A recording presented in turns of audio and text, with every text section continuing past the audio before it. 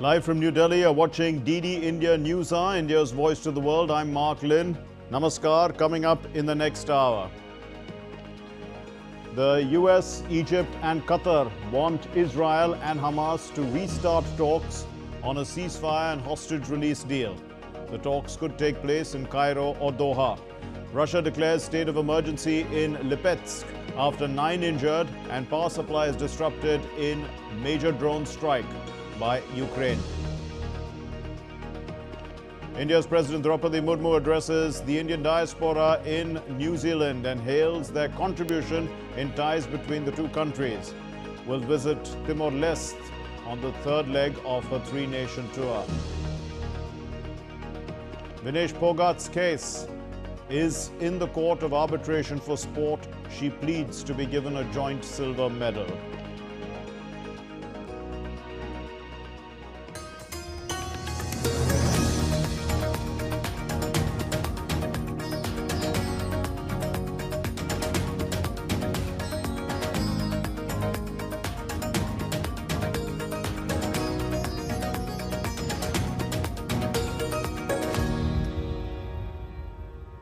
In the latest attempt to end the Gaza conflict, the United States, Egypt and Qatar have called on Israel and Hamas to resume negotiations over a ceasefire and hostage release deal.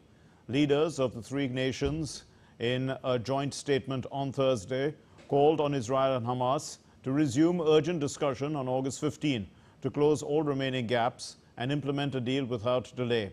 The three countries, which have been trying to mediate a deal, they said that talks could take place in either Doha or Cairo. The leaders also offered to present a final bridging proposal resolving the remaining issues.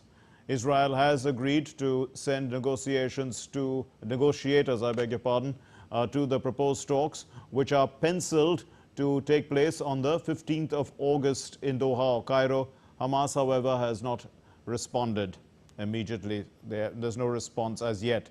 Now, the renewed diplomatic push will be seen as an attempt to stop regional conflict from spiraling out of control after Hamas's leader Ismail Haniyeh was assassinated last week. Iran, which blames Israel for that assassination, has vowed to take a response against Israel, and Israel, of course, has not commented directly. The U.S. Secretary of Defense Lloyd Austin held a telephonic conversation with the Israeli Defense Minister Yoav Gallant on Thursday. They discussed the U.S.'s steps in the Middle East to defend Israel and also a Gaza ceasefire. Austin on the social media platform X said, and I quote, "The U.S. F-22 Raptors that arrived in the region on Thursday represent one of many efforts to deter aggression, defend Israel and protect U.S. forces in the region." He also stressed the importance of concluding the ceasefire deal in Gaza that releases the hostages.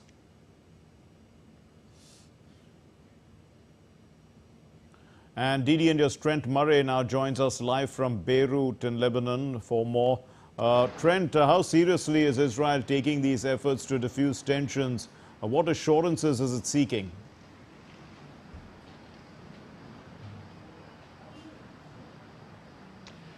Well, Mark, not long after that statement was put out by the White House in Qatar and Egypt, Israel did respond by saying, effectively, we will be there. Benjamin Netanyahu's office said he will send negotiators to those talks Thursday next week. Now, we've not had, as you said, any immediate response from Hamas on whether they will be there. Of course, this invitation to them comes just a few days after they appointed a new leader, Yahya Sinwar, who is thought to be in a bunker inside of Gaza. He obviously won't be able to be there, but he may dispatch his own negotiator. I mean, look, it's very difficult, I think, to gauge exactly where the two sides are sitting right now. Both of them are accusing the other of putting in new conditions into the ceasefire agreement, both accusing the other of sabotaging the negotiations. But what we certainly know is that diplomats in this region think those negotiations could be key to diffusing the tensions more broadly. And the reason they say that is because many of Iran's proxy groups and Tehran itself have always said that they're putting military pressure on Israel in solidarity with the Palestinians and what is occurring there. So for the likes of Hezbollah here in Lebanon and other groups, including the Houthis in Yemen, they have signalled that if there is a ceasefire in Gaza, then they themselves will back off on the attacks on Israel, which may just be, as I say, the key to bringing these West Asia tensions to an end. But right now, it would appear that despite those promises of talks on August 15th, both sides do still seem quite far apart on their positions. Trent, talking about the possibilities of that broader conflict and the tensions in the region, what's the ground situation in Lebanon? There was fear, of course, that the airspace there, was compromised around Beirut. What's the update?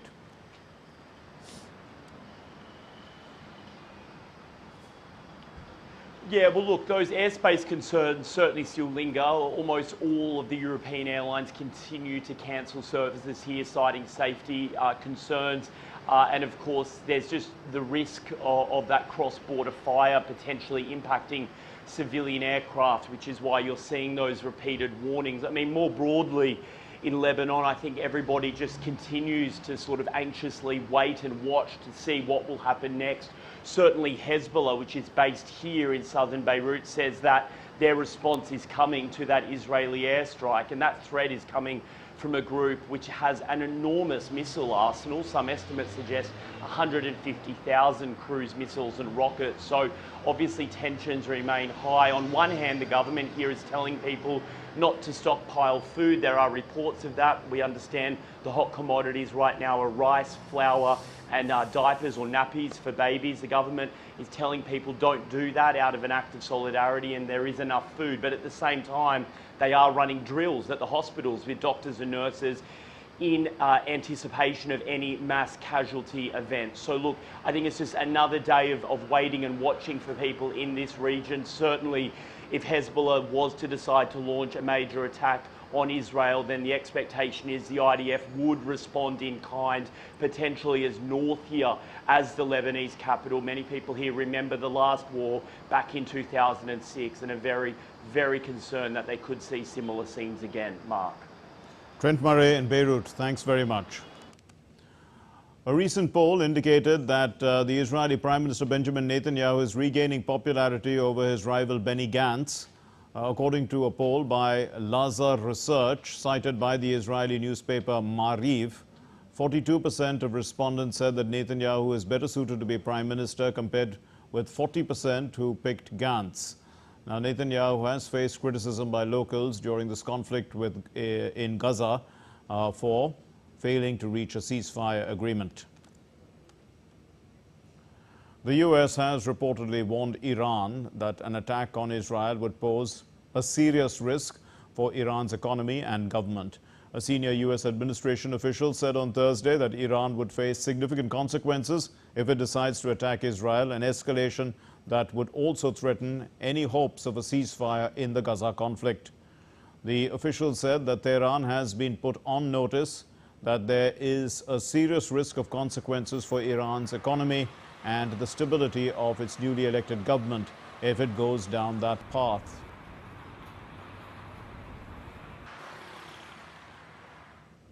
In the update from the Russia-Ukraine conflict, well, the Ukrainian military has attacked a Russian military airfield in Lipetsk region of southern Russia, damaging guided bomb stockpiles.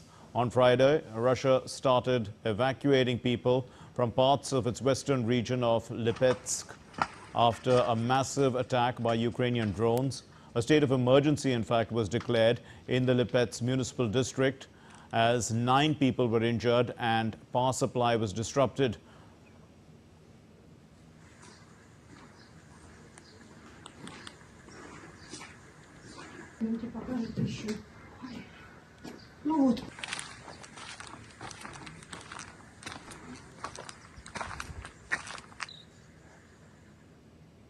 Russia's defense ministry said a total of 75 Ukrainian drones have been destroyed overnight over Russia. However, Kiev reported drone attack from a Russian side, which Ukraine, the Air Force, the air defense has destroyed overnight.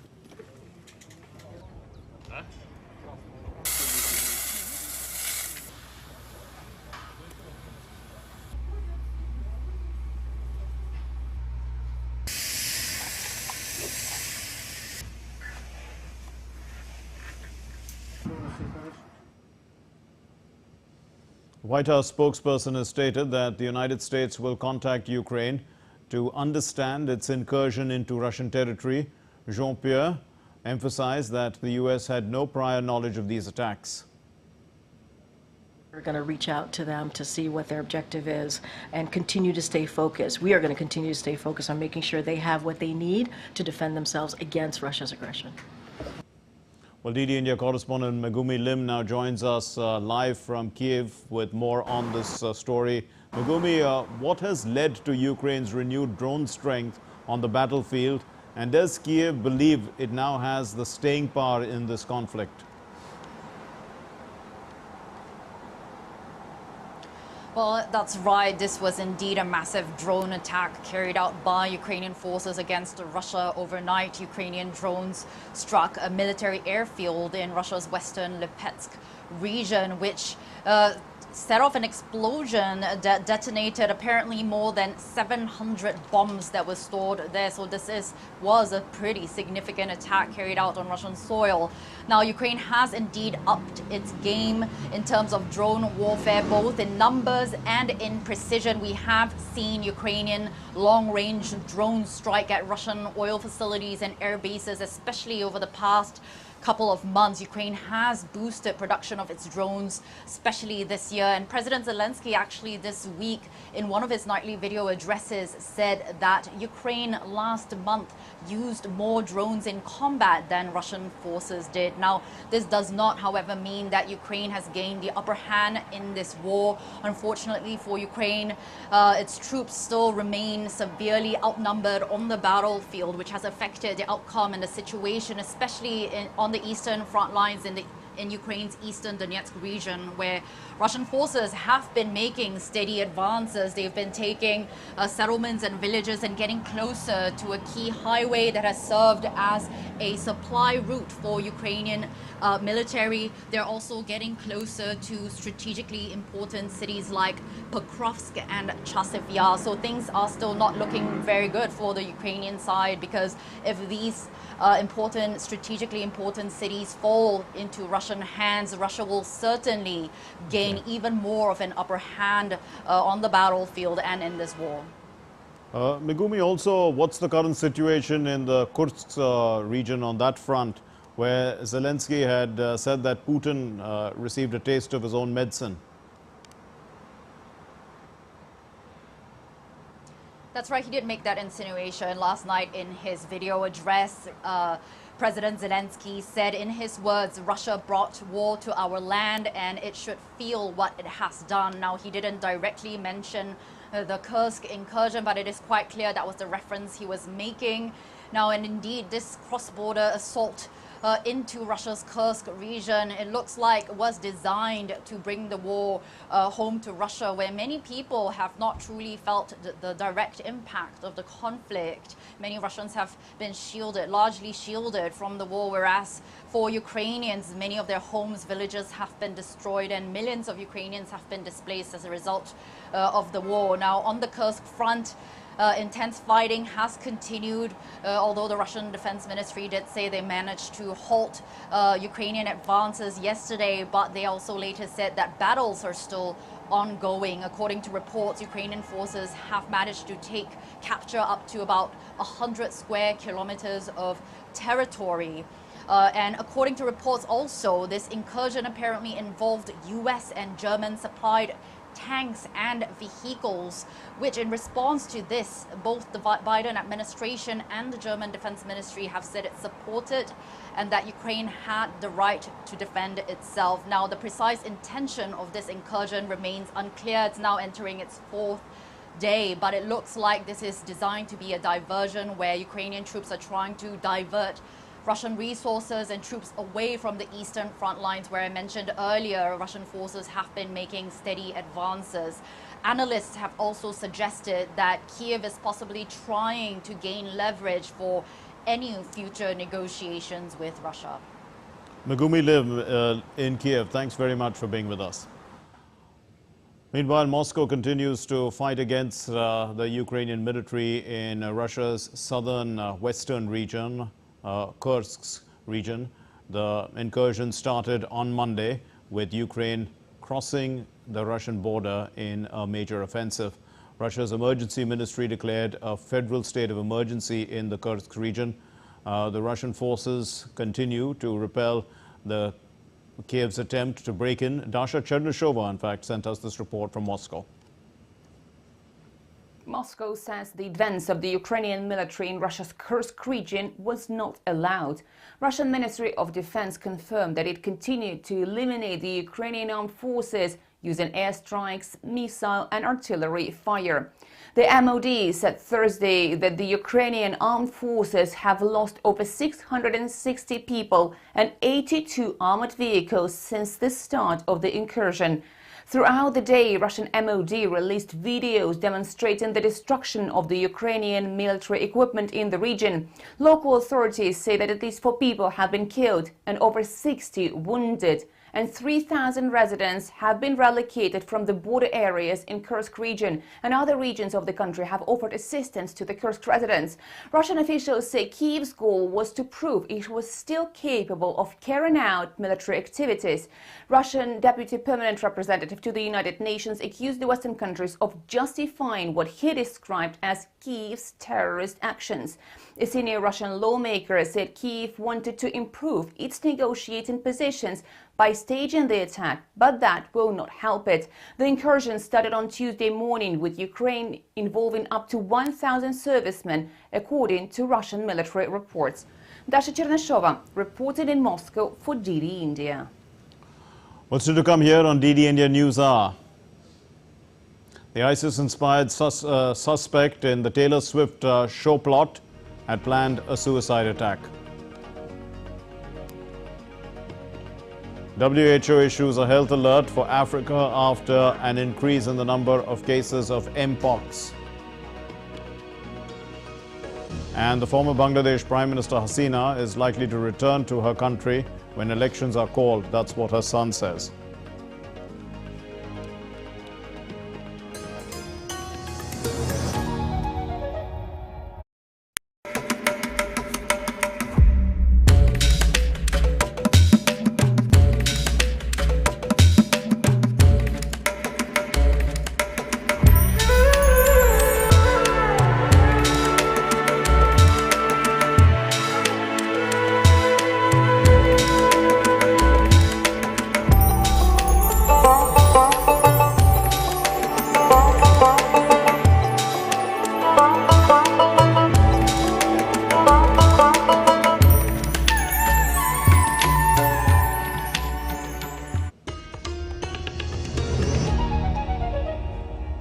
You're watching DD India News Hour. I'm Mark Lynn. The U.S. Republican presidential candidate Donald Trump and Democratic opponent Kamala Harris are likely to debate on September 10 on ABC, setting up the first face-to-face matchup between the rivals and what polls show is an extremely close race. In a news conference at his Florida residence, Trump said that he wanted additional debates on September 4 and September 25 that he wants to be aired on Fox and NBC. The news conference was Trump's first public appearance since Harris selected the Minnesota governor Tim Walz as her running mate on Tuesday. I think it's very important to have debates, and we've agreed with Fox on a date of September 4th. We've agreed with NBC, fairly full agreement subject to them, on September 10th, and we've agreed with ABC on September 25th. So we have those 3 dates, and those networks, they're very anxiously awaiting that date and those dates. So we have September 4th, September 10th, and September 25th. Meanwhile, the Democratic presidential candidate Kamala Harris has confirmed that she's going to be attending a debate on ABC on September 10. That's the debate that Trump wants on September 25. But talking to reporters, Harris said that she looks forward to debating Trump. Well, I'm glad that he's finally agreed to a debate on September 10th. I'm looking forward to it, and hope he shows up. Are you open to more debates? I am happy to have that conversation about an additional debate for after September 10th, for sure. The U.S. Vice President Kamala Harris is in the battleground state of Arizona today, and she continues to launch her campaign for the White House with a whirlwind tour of the country, having addressed tens of thousands of people at rallies in Pennsylvania, Wisconsin, and Michigan. This week, the presidential candidate headed west overnight alongside her running mate, the Minnesota Governor Tim Walz. In a bid to steal back the limelight, the former president, Donald Trump, held a news conference at his Florida estate, slamming his rival for the White House, for the Oval Office, in a lengthy freewheeling speech, which was littered with statements that some people consider false, and Harris's camp has called public meltdown. Benji Hire reports. A tale of two campaigns, really. Kamala Harris and Tim Walz have been bringing what they see as a message of hope and optimism to the United States, pulling in huge crowds nationwide. They met with union workers on Thursday before jetting off to campaign events in Arizona and California. Contrast that with Donald Trump, who took a leaf out of the book of fear and division, calling the US a sick country and peddling the prospect of World War III. I think that our country is right now in the most dangerous position it's ever been in from an economic standpoint, from a safety standpoint. We have a lot of bad things coming up. You could end up in a depression of the 1929 variety, which would be a devastating thing. Took many years, took decades to recover from it. And we're very close to that, and we're very close to a world war. In my opinion, we're very close to a world war. We have people that don't know how to handle it. Were Harris to win November's election, it was a stark split-screen moment, but one that Trump intended in his first public appearance since the Democratic Party ticket was confirmed. The Republican nominee keen to show himself facing the media, unlike Vice President Harris, who hasn't done a sat-down interview in front of the press in weeks. A set of debates proposed for next month will, Trump says, set the record straight. His comments on Thursday were otherwise rambling and at times misleading, claiming he had more people attend the attempted insurrection on January 6, 2021, when a mob stormed the US Capitol in a deadly riot to overturn the election outcome. More people there, he says, than Martin Luther King had at his famous I Have a Dream speech. He also appeared to conflate, perhaps intentionally, refugees and asylum seekers with those from insane asylums. He hit out at Jewish Democrat voters and at Harris's biracial identity. Her campaign clipped up those remarks for social media. Harris and her vice presidential pick, Tim Walz, described by Trump as incompetent radical leftists, are hoping to build on her honeymoon period momentum ahead of her party's national convention later this month, but they have no such news conference planned. Benji Hire in Washington, reporting for DD India. Updates from Europe now. An Austrian teenager was arrested over an alleged plot to strike a suicide attack in the Taylor Swift concert in Vienna. A 19-year-old Austrian who was intent on attacking fans with a bomb or a knife made a full confession in custody after he was arrested on Thursday. The Austrian Chancellor, Karl Nehammer, said that the teenager had planned to carry out a suicide attack that would have caused a bloodbath and had vowed loyalty to Islamic State. Two other Austrian youth who were aged 17 and 15 were detained on Wednesday about this plot. The main suspect admitted that together with two accomplices, he wanted to carry out a suicide attack. For that, he acquired weapons and explosives, and he carried out other preparations. It is indeed unimaginable to think what immeasurable damage would have been done had the plan succeeded. The United States is in touch with the Austrian government over this issue of alleged plot to strike the Taylor Swift concert in Vienna. I certainly wouldn't want to speak to or confirm any kind of intelligence information. We have been, and when I say we, the broader United States government has been in touch with the Austrian government. The State Department has been in touch with the Austrian government. And I think it's important to say one other thing about this, which is we do commend the very swift action that they took to disrupt what could have quite obviously been a very serious incident. The British police have remained on alert after heavy security presence Rapid arrests and displays of unity by people across Britain on Wednesday prevented a repeat of widespread rioting. Now, after police deployed in force and thousands of counter-protesters took to the streets as well on Wednesday evening, threats of widespread protests did not materialize. Britain's government said that it was still cautious after days of riots triggered by false online posts of a suspected killer of 3 young girls in a July 29 knife attack in Southport, northwest England.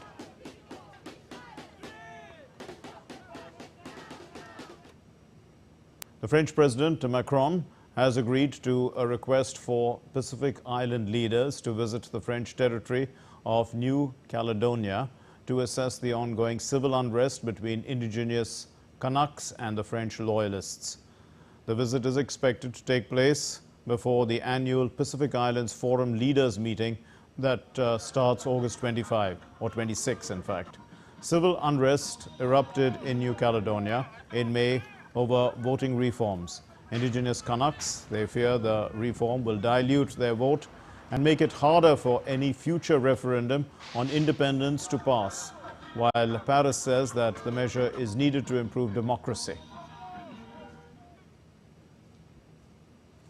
The Catalan separatist leader Charles Puigdemont was back in Belgium. This is having avoided capture in Spain after appearing at a public rally in central Barcelona despite an outstanding warrant for his arrest. Puigdemont's party said that he did not know whether he had already reached his home in Waterloo, where he took up residence after going into self-imposed exile 7 years ago after leading the region's failed 2017 secession bid.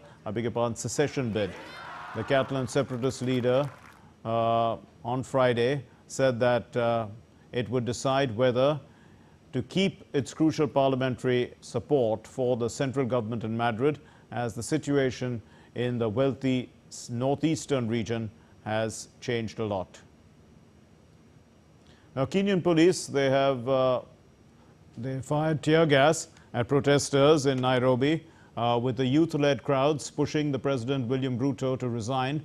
Now, the protests there, they were going on as President Ruto's new cabinet was being sworn in. Here's Daniel Kijo with a report. Police in Kenya engaged in running battles with demonstrators in the capital, Nairobi. The protests were led by Gen Z and groups of activists calling on President Ruto to step down. Dubbed the Nane Nane March, the protests had businesses in the city closed for most of the day. Public transport was at a standstill due to police roadblocks attempting to stop access to the central business district. The battles between protesters and the police went on as the new cabinet was being sworn in. The new executive includes 4 politicians nominated from the opposition. The youth-led protest have forced the president to withdraw planned additional taxes and dissolve his old cabinet. President Ruto has urged the protesters to refrain from lawful behavior, asking them to wait for the 2027 presidential elections to use their right to make change. Since the protest started more than 6 weeks ago, human activists report that more than 50 people have lost their lives and hundreds more have been injured. Daniel Kijo in Dar es Salaam reporting for DD India. With the increase in the number of Mpox cases reported, Africa is likely to declare the viral infection as a public health emergency next week. A new variant is spreading rapidly in the Democratic Republic of Congo and has also impacted neighboring regions in East Africa. Africa has witnessed 1,000 deaths and over 27,000 Mpox cases this year.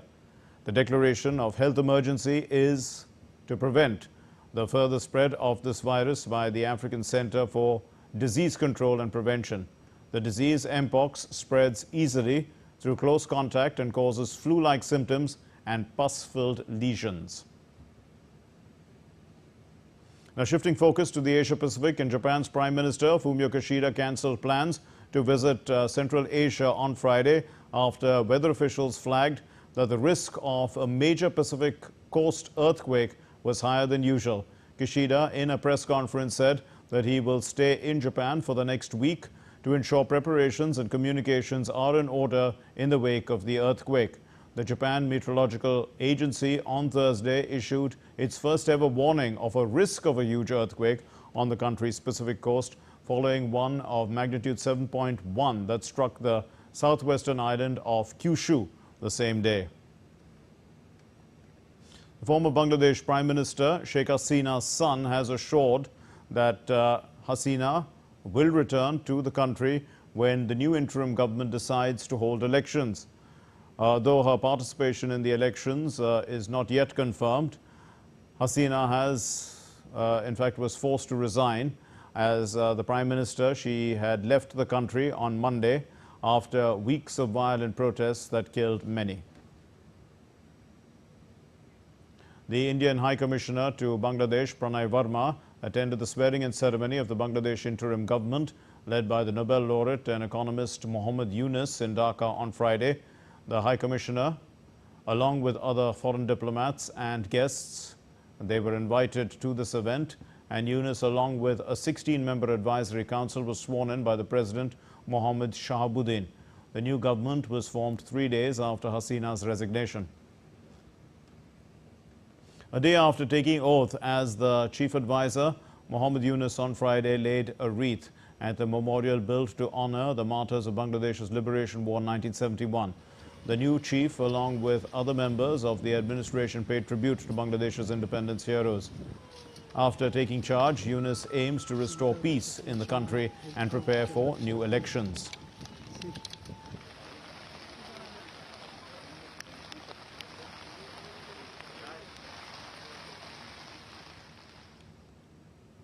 Now, still to come here on DD India News Hour. India's External Affairs Minister is visiting the Maldives. Supreme Court has granted the former Delhi Deputy Chief Minister Manish Sisodia bail in the excise policy case. And as India's Independence Day approaches, the Every House Tricolour campaign, Har Ghar Tiranga as it's called, gains momentum.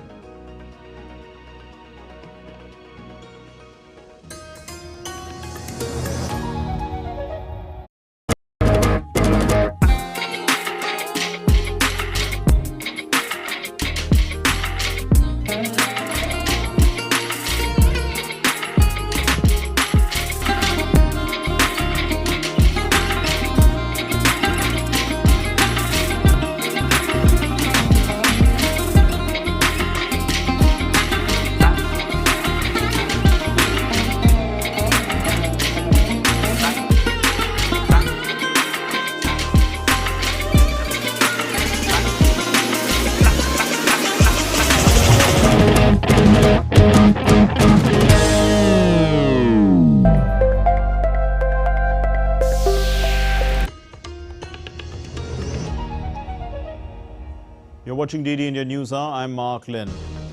Here's a recap of our main stories. And the US, Egypt and Qatar, they want Israel and Hamas to restart talks on a ceasefire and hostage release deal. The talks could take place in Cairo or Doha. Russia declares state of emergency in Lipetsk after 9 injured and power supply disrupted in a major drone strike by Ukraine. Vinesh Phogat's case is in the Court of Arbitration for Sport. She pleads to be given a silver medal. Thailand's opposition party, the Move Forward Party, has now got a new name and leadership after Thailand's top court had dissolved it on August 7. Well, the Move Forward Party was unveiled a new leadership and political vehicle, naming it the People's Party, as a new anti-establishment party.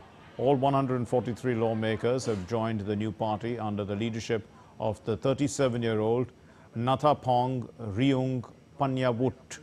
And the People's Party is the third iteration of the Progressive Future Forward Party, which was dissolved for a campaign finance violation in 2020, triggering nationwide anti-government protests. An accountability court extended physical remand of the former Prime Minister and PTI founder Imran Khan of Pakistan and his wife Bushra Bibi by 11 days in a new Toshakhana case. Now, the NAB is investigating. The investigating officer there, Mohsen Haroon, appeared along with the Deputy Prosecutor General, Sardar Muzaffar, before the court, and they requested the judge to grant a 14-day remand to Imran Khan and Bushra Bibi. However, the court approved the physical remand and adjourned the hearing till August 19, in fact. Let's take a look at other stories making news around the world.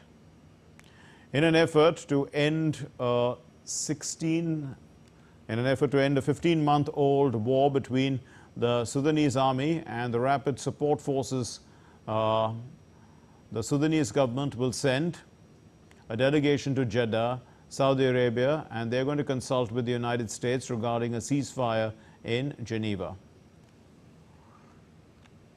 So Japan is commemorating the 79th anniversary of the deadly atomic bombing of Nagasaki during World War II. A moment of silence was observed at 11:02 a.m. That's Japanese time, and that was the exact time when the bomb exploded on August 9, 1945. The panda pair that arrived at the San Diego Zoo from China made their eagerly awaited public debut in the zoo on Thursday. The panda pair was brought to the United States under a 10-year international giant panda protection cooperation with the San Diego Zoo. Speaking about Indian nationals in Russia, in the Russian army, in fact, in the lower house of parliament, India's external affairs minister reiterated that under Prime Minister Narendra Modi's leadership, India is committed to bringing back the stranded 69 nationals in Russia. The minister also said that, let's listen to what he said. Us and the Russian government.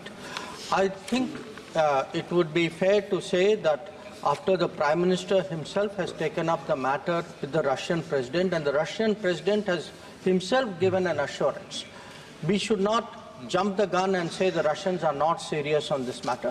I think it is important to hold the Russian government to their word. It is, for us, most important. We are not here to score points or to enter into debates. We are here to get back those 69 people, because Indian citizens should not be serving in the army of foreign countries.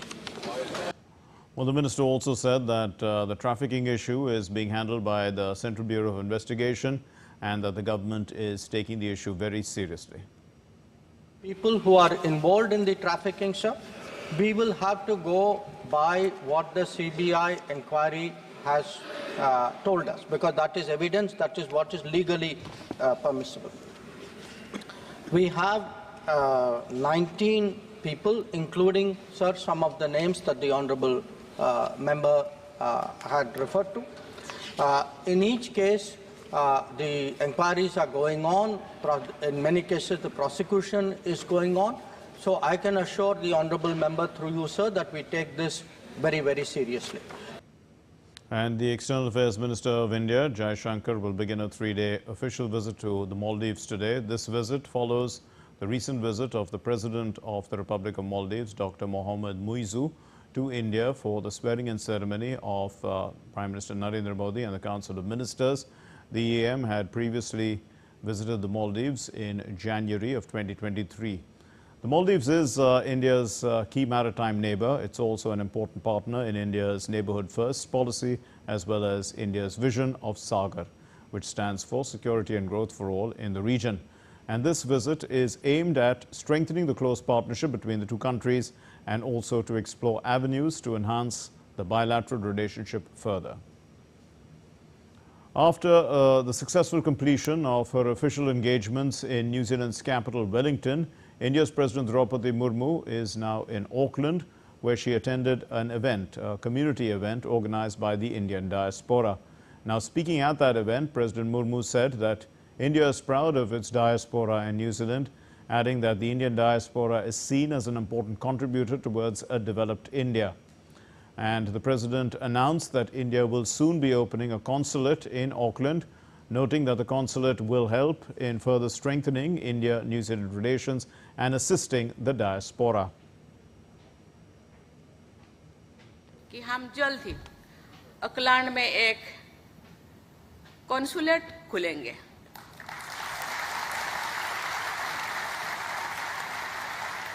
जिसका उद्देश्य यहाँ बसे हमारे प्रवासी भारतीयों की लंबे समय से चली आ रही मांग को पूरा करना है।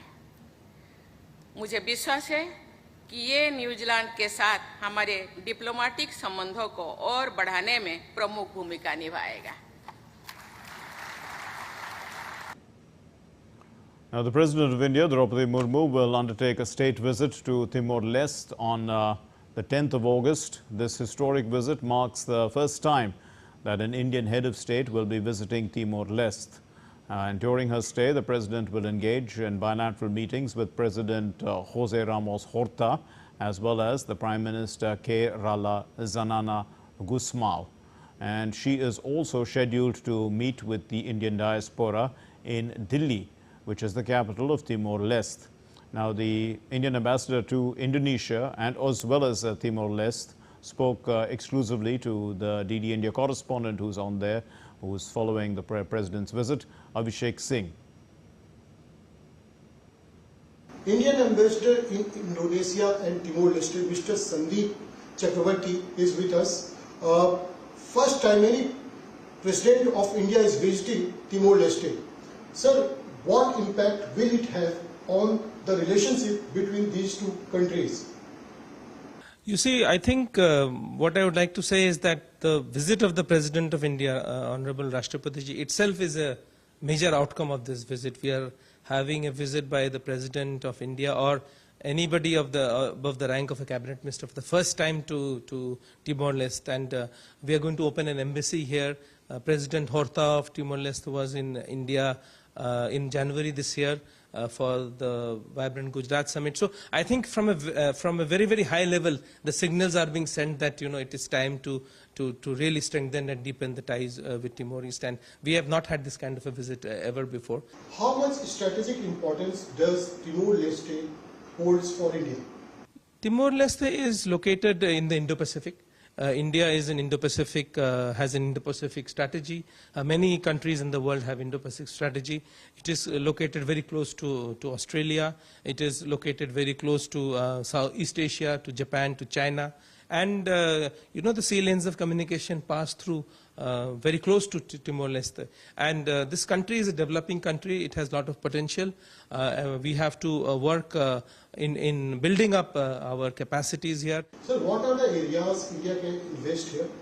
There has been expression of interest by Indian hospitals to invest in Timor-Leste. There are possibilities of medical tourism. There is a great possibility of medical education here. There are medical colleges here.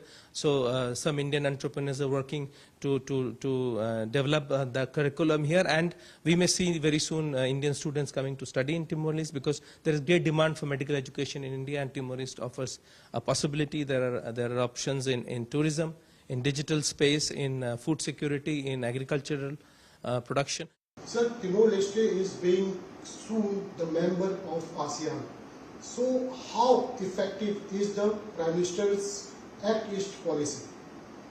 I think it's, as we are celebrating the 10th anniversary of Act East policy, opening the embassy in Timor-Leste gives a very, very strong message that India the Act East policy is alive and kicking, and it is delivering for the ASEAN member states.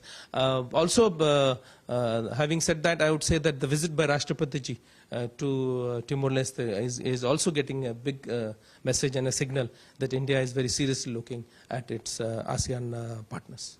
With camera person Saurabh Shukla, Abhishek Singh, DD News, Timor-Leste. Still to come here on DD Indian News are the first Indian athlete to bag a gold and a silver in the Olympics, Neeraj Chopra, on DD India.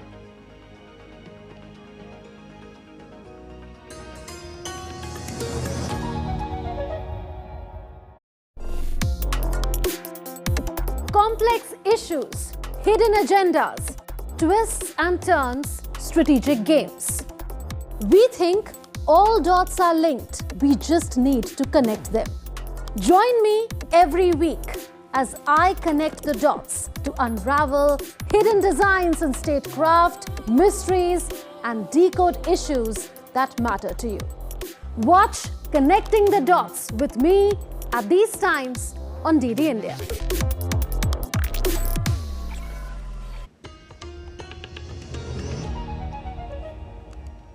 You're watching DD India News Hour. I'm Mark Lin. Now, in major relief for Delhi's former Deputy Chief Minister Manish Sisodia, the Supreme Court has granted bail to the jailed Aam Aadmi Party leader in the excise policy irregularities cases. On Friday, the Apex Court granted him bail in both the Enforcement Directorate and CBI cases.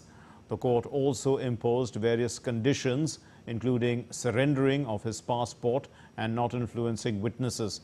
The top court was hearing Sisodia's appeal challenging the Delhi High Court order that dismissed his bail plea in these cases. Now, Sisodia has been in jail for more than 18 months.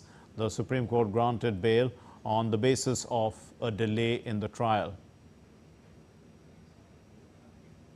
As India prepares to celebrate its 78th Independence Day, Prime Minister Narendra Modi has issued a nationwide call to action, urging citizens to participate in the Har Ghar Tiranga campaign. PM Modi changed his social media profile picture to the tricolour and invited people to do the same. In a social media post, the Prime Minister wrote, and I quote, as this year's Independence Day approaches, let's again make Har Ghar Tiranga a memorable mass movement. I am changing my profile picture, and I urge you all to join me in celebrating our tricolour by doing the same. And yes, do share your selfies on the internet. The Uttar Pradesh government has started a special train. It showcases the 1925 Kakori train incident, marks the 100th anniversary of that event from India's freedom struggle. The Uttar Pradesh Chief Minister Yogi Adityanath inaugurated the Kakori train Action Centenary Festival, which is taking place in Lucknow. The train, the Kakori Shaurya Gatha Express, it's going to run for the next 2 months, and it's going to visit various cities across the state, educating the youth, the school children about the Kakori train action. Well, the train will feature a mobile exhibition. It's also going to stop at different districts. It's going to take some time there, 2 days at a time. Activities will include quiz competitions, interactive sessions based on the Kakori train incident. You're watching DD India News Hour. Let's look at the sports news now. Okay, that's what we're going to start with. News from the Paris Olympics. India's parliament congratulated Neeraj Chopra for winning the silver medal in the javelin throw, and the Indian hockey team as well for securing the bronze medal at the Paris Olympics. The Speaker of the Lok Sabha, Om Birla, praised these achievements as sources of inspiration for the youth.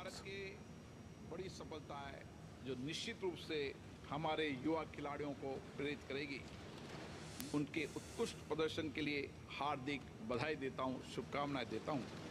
हम अपने खिलाड़ियों कल. And the Court of Arbitration for Sports is hearing the ace Indian wrestler Vinesh Phogat's plea against her disqualification at the Paris Olympics today. In her appeal, Phogat also requested a joint silver medal as she was found overweight after she won the semi-final in Paris. The senior advocate Harish Salve is representing Phogat at the Court of Arbitration for Sports. The Indian contingent is trying its best to secure the best legal representation for Phogat for the hearing. And Narayan Singh is now joining us live from Paris. Narayan, so if we look at the case of Vinesh Phogat, clearly, I mean, many people were also wondering if she had reached the semi-finals, and it was only after that she, her weight went over. Right up to the semi-finals, she was in the proper weight category, and so that should be considered, legal, that she should have won the silver medal. How serious, I mean, how well presented is her case? Definitely, if you take a look, Mark, the things that happened, everything was up to the mark till the till the final. Semi-final bout. She entered the finals from there, but there is a process in wrestling and the combat sport like wrestling and boxing that the weighing takes place over a period of 2 days. First day competition and second day competition. In the past, till before the 2017, there was a single day competition in wrestling.